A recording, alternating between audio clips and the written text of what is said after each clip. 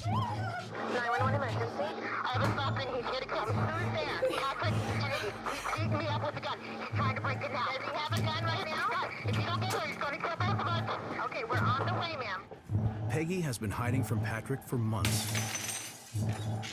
But he manages to track her down and chase her into a neighbor's house. She shuts herself in a bedroom and prays police arrive before it's too late. Put down the phone. Stop it. Please stop it. Is he going to kill me? Is he? Ma'am? Police rush the scene while Patrick traps Peggy inside the bedroom and holds her at gunpoint. I think at this point she's thinking, I hope to God I die, because at least if I'm killed, I will finally have peace. Patrick shoots Peggy in the back of the head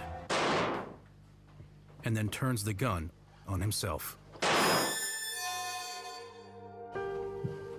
Police! About 10 o'clock at night, the doorbell rings. I knew the minute I saw two men in blue uniforms on the front porch, and I said, just tell me, did Patrick Kennedy kill my sister? And they said yes. I've never had that experience. Someone being murdered, you know, violently murdered. It just takes so much out of you, and it's hard. I think I just went into shock, and we knew he could harm her, but I just didn't think it would happen. I didn't think my best friend would be murdered. I could not save her. I couldn't do anything. I felt entirely helpless in her case. But by telling her story, we'll save people. They located a 14-year-old, a 24-year-old in the front yard who had jumped from a second-floor window. The two survivors are scared, but unhurt. They explain that their grandmother, 82-year-old Lou Edna Jones, is trapped upstairs in her bedroom. The grandson attempted to get his grandmother out of the house, but he was taken back by the smoke. We were able to identify a car that was leaving the scene of one of the schools, and from that, we got a tag, and we were able to put a tag and get an address. A surveillance team is dispatched to the home. Soon after the stakeout begins, investigators observe a man moving boxes out to his car. And when they approach him, they actually see firefighting gear. We see firefighting gear in the trunk of the car. He explains to investigators that he works for a local Virginia fire department. He says his name is Michael Villum. In early April 2004, investigators arrest the man claiming to be Michael Villum for lying about his identity. Fingerprints reveal his real name is Joel Tyson, and he's got a long rap sheet that includes an arrest for destruction of property. Could Tyson be the arsonist investigators have been looking for all this time? One of their suspects was observed, at least on a video, leaving one of their fire scenes. The NCIS reviews the video and realizes the suspect's car is on camera. From there, it's a quick step to locating the car's owner. The address that was associated with that license plate was in close proximity to one of the stores that we had under surveillance in which the bags were being dispensed.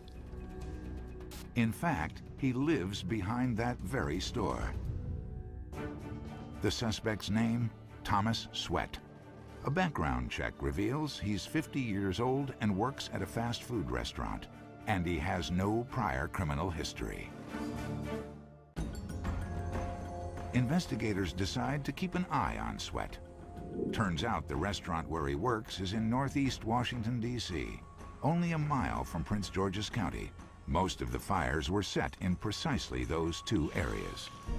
And then not only did he work odd hours, but when he left work, he would drive through quiet neighborhoods. He would take different routes every time, enough to have us draw suspicion to him even more. On Friday, April 13th, 2005, ATF Special Agent Scott Fulkerson and Metro Police Detective Frank Molino approach Sweat at the fast food restaurant where he works. He agrees to talk.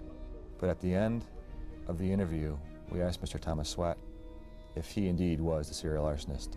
And his response was, "Why would I want to set those homes on fire when I'm trying to be a homeowner myself?" And on April 27, 2005, detectives take Sweat down in the parking lot of the restaurant where he works.